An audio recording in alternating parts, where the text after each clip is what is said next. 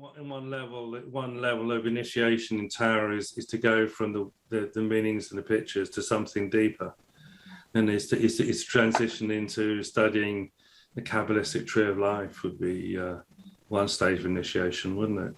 But may I? I would be interested in knowing more about how initiations in organizations go, because I've already heard a lot about them. That it's like it's like you are put through a process of sounds, images, experiences, whatever, which should lead to a sort of, you know, change of consciousness. Very similar to torture techniques, isn't it? Disorientation, sensory deprivation, assaulting the senses with various things. You make me think of the waking up in a Orange. Strange place to take the hood off, you know. I mean, it's not the SAS. When I worked at Ericsson, I was sent away for a whole week on the Ericsson Management Development Program, where they provided, it was taken off to an island in the archipelago in Stockholm. They provided all the food. They questioned all my existing beliefs. A psychologist assessed me for a whole week. And at the end of it, they decided whatever they decided, but they never told me. Which, if you think about it, has kind of the structure of we did lots of weird management games in between that would totally disorient. So in many ways, that is like a magical initiation. I don't know if they would have recognized it as such, but it kind of has that structure. It's a full moon. I don't know if they did anything astrally, but say again? It's a full moon. Let's all go dance naked outside. I know, that's right. Did that anyway. There was no naked dancing outside, but when I came back, naked dancing inside. Yeah, and naked dancing in the middle of Stockholm. But in Sweden, normally the Swedish are quite cool about all that. Eh? They go in saunas together. We've been on holiday in Sweden, and you had public toilets with no separations between the toilets. And it was men and women, you just sat there next to someone having a chat while you were doing your business. Excuse me, I digress.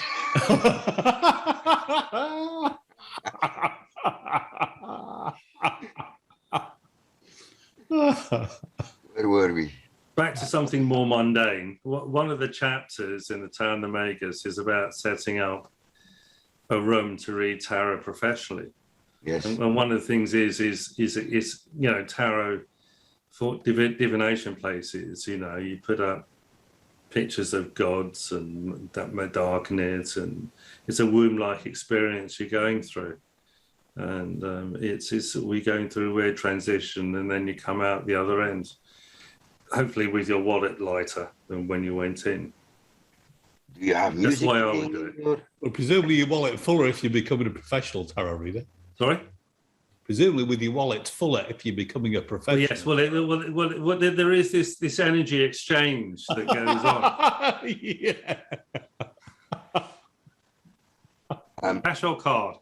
Do you play music in your office while? No, what jingly jangly stuff? I don't know. Yeah, you know. I bloody hate. I hate that music. New age music is awful. You got incense? Yeah, that's to cover up the smells of the clients.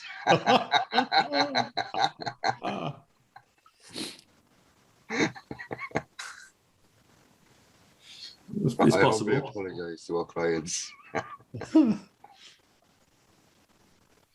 So also, I think for tarot readers to actually start reading for people would be initiation as well, wouldn't it? To start reading? For clients. The client, definitely. Yeah. I think for the client, stepping over the threshold into the domain, yes, the tarot reader is a bit like an initiation as well, especially the first time. Yes. Some even come back again. Yeah. So there we are. There's a lot more to initiation, and it goes on all the time.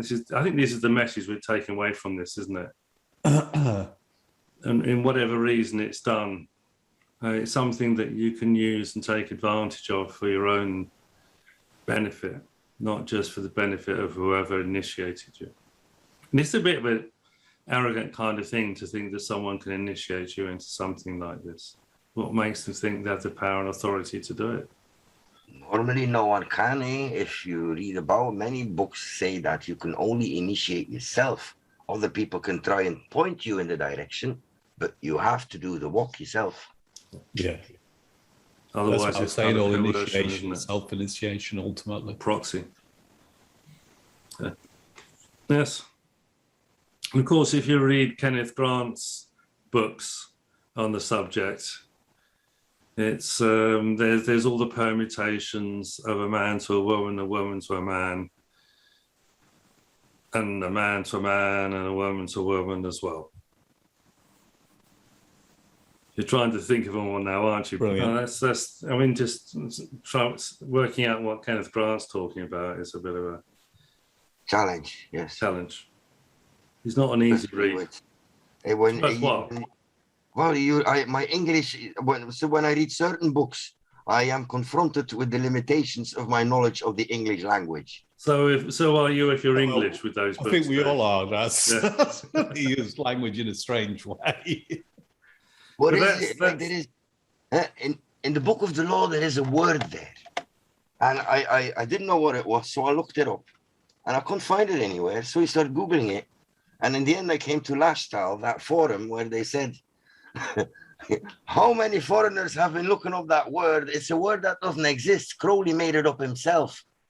But if you know English, you just think it's a word you don't know, and you keep looking for it.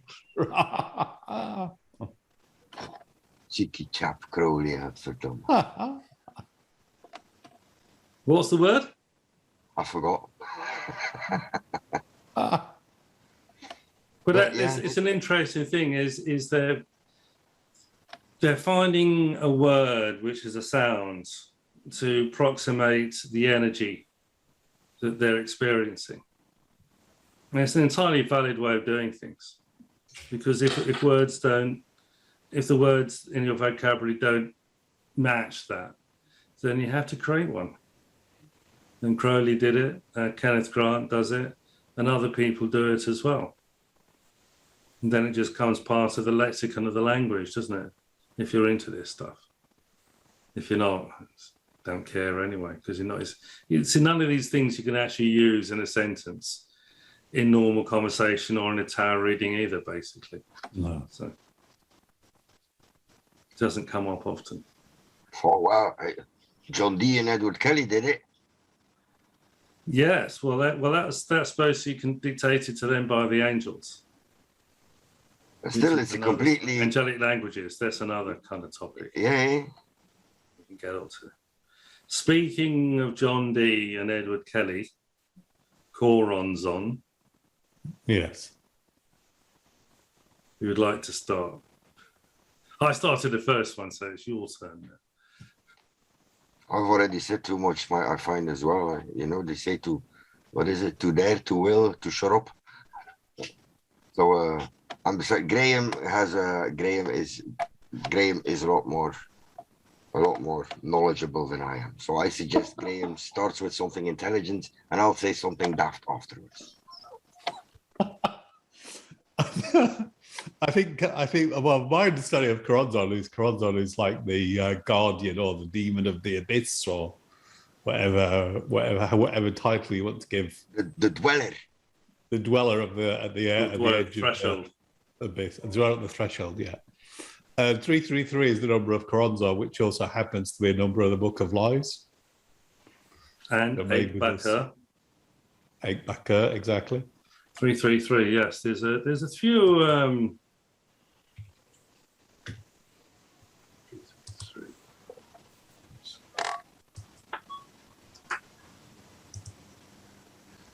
What have you got? It's the name of Silba, S''LBA, which is the book of the spider.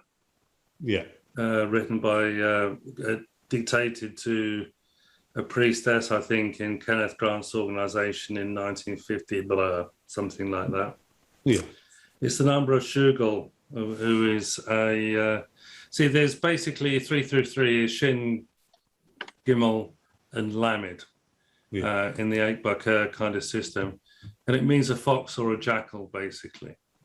Yeah. So, you know, a fox, 8x, Book of the Lies, and the Book of the Spider as well, it's in there. What's Galish? So it's smooth and glossy. Oh, that's me all over, isn't it? Where are we? Going back a bit. It's a yes.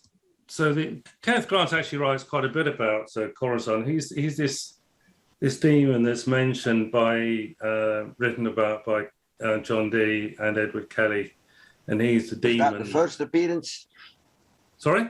Was that the first appearance of Choronzon, Edward of Dee and Kelly?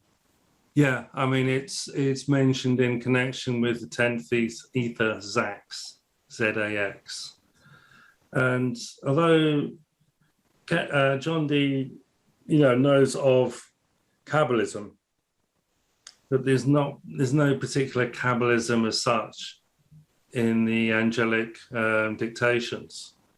But people have made the connection that number 10 is to do with Malkuth. And it's that transition point again. We're back to initiations again, basically. Mm-hmm. Where it transforms from 10 to number 1 in Keter. So it's kind of a big leap that's going on there in itself. What do my notes say about Choronzon? I think this is Kenneth Grant writing about it. He says Choronzon is the supreme guardian at the gate of Universe B, which is another topic, Universe A, Universe B, which is not something I got into for a while, but I don't think is particularly pertinent now. He is the pleroma of the Meon and may be viewed as the source for the way of Dart, which is that path on the High Priestess between Keter and Tiphareth, which we've discussed a lot. And as tarot readings, we're constantly shifting between darts and going through Choronzon anyway. I mean, my view is that the Book of Lies, yes. I was going to say the Book of Thoth, but the Book of Lies is written above the Abyss, as is the Book of Thoth as well. Tarot readers who come from the Golden Dawn sort of system, they're reading tarot from below the Abyss, and that's why a lot of the Book of Thoth doesn't make sense. But if you're reading 3 cards, you're going from that position of the supernal into the across the Abyss into the next stage, the matter. So it's that transition between spirit and matter, and it's truth and lies and all those dualities that go with it as well. So this is the way of Dart, to enter into consciousness of this mystery, which is an initiation. Yes, entering into consciousness of this mystery, initiation, is to become ashes to one world. Ashes is very much about the 3rd Aether, I think it is, on where the ashes of the adept, you have to burn yourself up and transform yourself to set yourself free, to become a selfless guide to humanity, which is where Nemo is. Mass of the Phoenix, isn't it that? Sorry? Mass of the Phoenix, where you get burnt. Yes. It's not Captain Nemo, which is a different book. Which is Nemo, which is you can spell as Amen or Omen as well if you want to do that one. So I don't think that's Damien, but living and eternal ash to the next, fire to the next, to become radioactive essence in one realm, pure cosmic energy in another. So, radioactive essence is a pretty toxic kind of thing. Radioactivity, is bad. But in another realm, it's pure cosmic energy. But of course, to live that and be able to deal with that pure cosmic energy and to be a receptacle and vessel for it, because then you get into the smashing of the receptacles, don't you? The breaking of the things, and the zim-zum and all of these things that go. This sounds alchemical. Yes, it's alchemical. Yeah, solvent coagula. To live and be as a shadow or shade in one world or power zone, and to live in the light in another. So this duality thing that comes back into all of this as well. So you kind of got the right hand and left hand path, but it's actually having both, not just one. And the mystery of one is the mystery of all others. Yet hidden in the vast sexuality and meta radioactivities, meta radioactivitas sexualis of all others. Bart, that's your territory. Alrighty then. Choronzon. Now, before what I heard, the impression I had about Choronzon before I knew what Choronzon was. You know, you read and you hear the name mentioning here and there. And it seems to me that when people talk about the devil, here, you know, not normal people, I mean, not us, normal people, they mean the representation of evil. And now when Crowley talks as the devil, he talks about something totally different, actually. But what people consider the devil, this representation of evil, that's the closest thing. Choronzon is the closest thing to that evil that there is, I think. But that's a perceptual thing, isn't it? That's the problem. Yes, but Choronzon is, but so is evil. I mean, because I encountered Choronzon many years ago when it was with Pundit at some point, the first Pundit, and it was like, oh, weird shit going on. Oh, Choronzon. Oh, Choronzon. You know, it was like, well, yeah. Yeah, but isn't in my eyes, when you see the Tree of Life, it's supposed to be a symbolic representation of a spiritual process. And in my eyes, what we discussed the other video we did, Dark Night of the Soul, is represented by the abyss.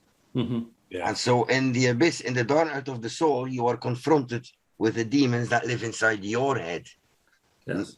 And this is what I think is the dust devils, Choronzon.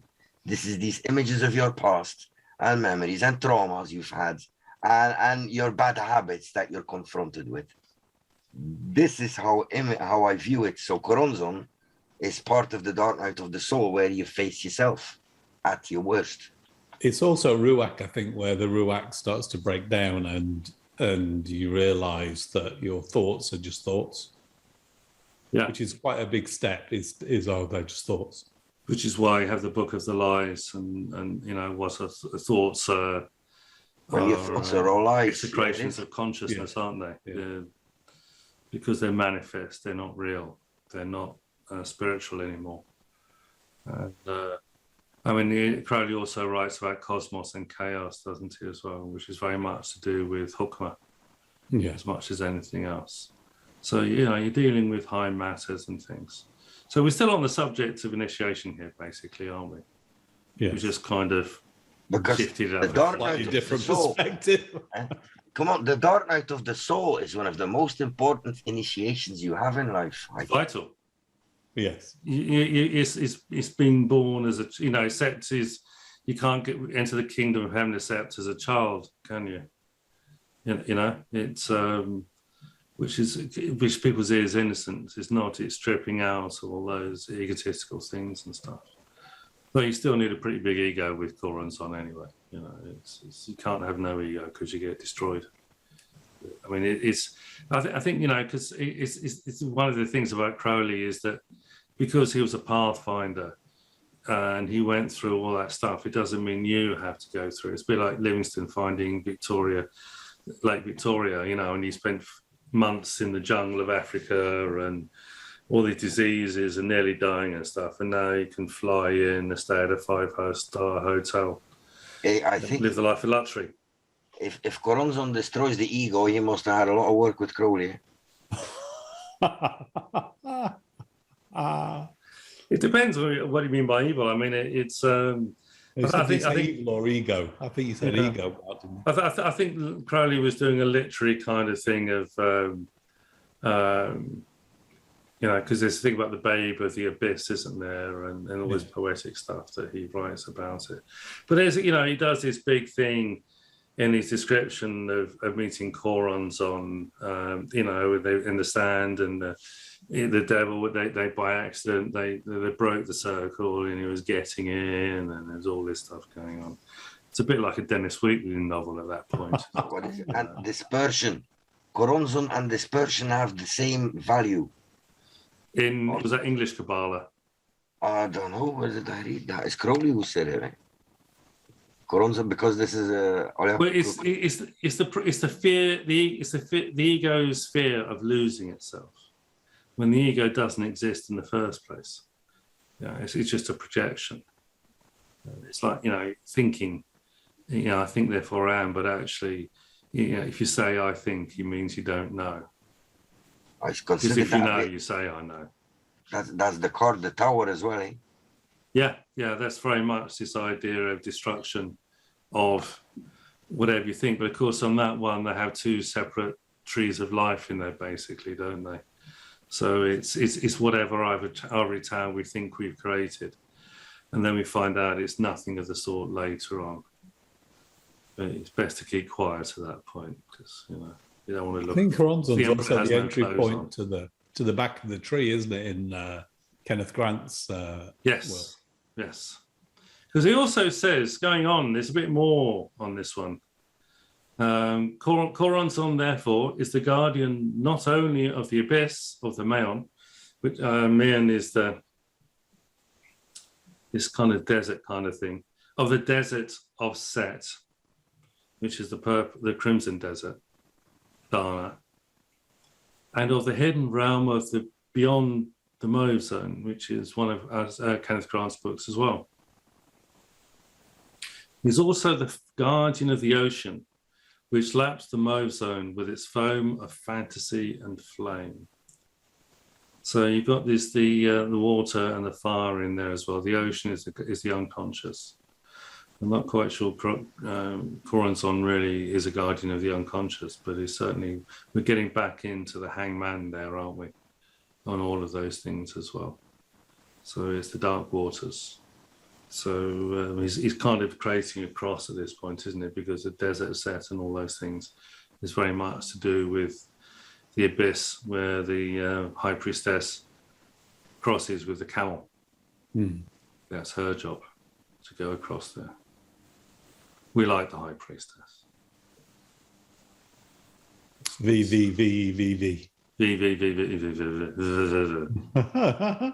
You got E now as well, haven't we? E-I-V-I-V, or I-V-I-V-I-V-I-V. Why? Oh, that was 6 times. Got a stutter. You're going to say something there, Bart. Yeah, but there's plenty of things going through my head as you're talking. I don't want to keep interrupting you. Well, how are you going to get words in edgeways if you don't interrupt me? Oh, well, but if it's really something interesting I have to say, I do interrupt you. I stick up my finger like in the classroom. You do stick your finger up, you do, yes. We've noticed. Extending a digit. Well, as you were, you know, we once, I'm going to do a little digression, but it's still sticking to the subject. A video we made a while ago, we said we were going to do a certain subject, and then we didn't do it. Yes. But you indirectly mentioned this earlier. Remember? The Black Brethren.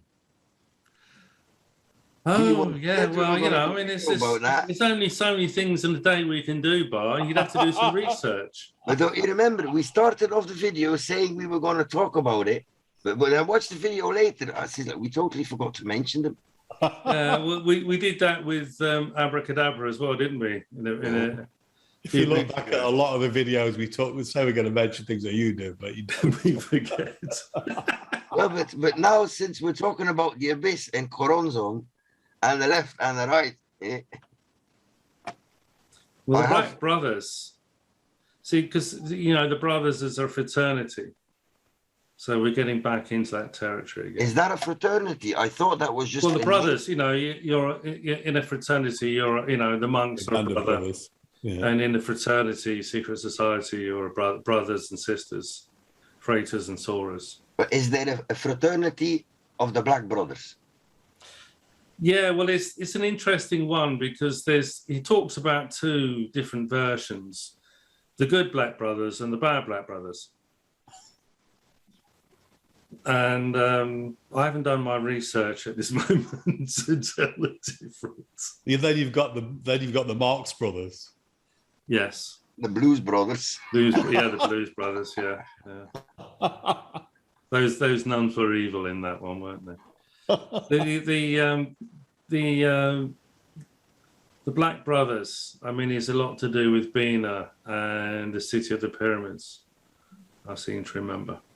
Is there a difference between the left-hand path and the Black Brothers? Or Black Brothers, are Black Brothers people who joined a Thelemic Brotherhood somehow, and before they finished it, they went off in the wrong direction? Graham? No, I would say not. I heard today that the Black Brothers was the Roman Catholic Church. That's the metaphor that he uses for the Roman Catholic Church, because he was very anti the Roman Catholic Church. Which didn't stop him nicking rituals from them, did it? No. But I mean, that's the whole story, isn't it? It's like, don't look here. Oh, look, we just got loads of stuff there, but don't look there, whatever you do. And then another point, I think he claims that Austin Osman Spare was a Black Brother. Does he? Yes. Yeah, I heard something. So it's a term that it's not a term with a fixed meaning, I don't think.